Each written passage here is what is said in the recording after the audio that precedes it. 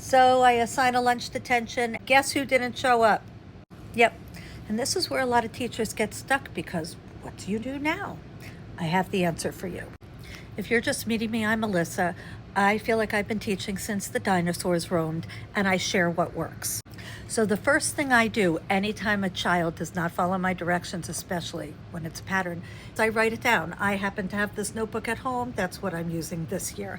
In the past, I've just taken an extra composition notebook. I have a page or two for each child. I write the date, the time, what I told them to do, what they did or did not do or said to me, and then any consequence I gave.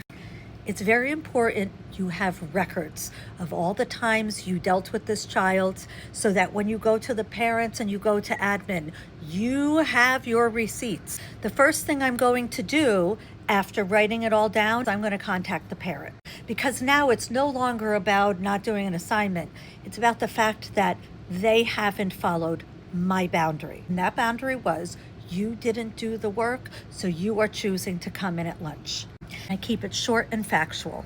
Hi, I wanted to let you know I had to assign your child lunch detention because they refused to do the assignment in class and they didn't show up. Would you please remind them that they must come tomorrow? And if they don't, I have to write them up to the office. You are calm, you are professional, you are asking them for help, and they feel like they are part of a team helping their child. And then if they don't show up again the next day, now you have to follow through with going to your administrator. Even if your administrator won't do anything, you need to show you've taken these steps, because now it's an act of defiance. And admin need to know when a student is refusing to comply with something that you have said over and over and over. The secret to classroom management is consistency, even more than the consequence. Because when you follow through every time, students know you mean what you say. If you give in even one time, they're going to think they can get away with everything. But when you are consistent, that's when you're going to see behavior shift. Now, as a student teacher like this commenter, I don't know what you are allowed to do. Your cooperating teacher may need to contact the parents or do it with you. So don't take it personally if they cut a lunch detention.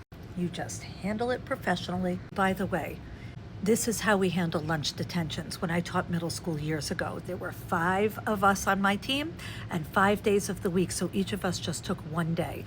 We would take each other's lunch detention kids. So you're not always giving up your lunch. So remember, calm, consistent, professional, follow through. Does your school allow lunch detentions? Drop it in the comments. What do you do when something like this happens?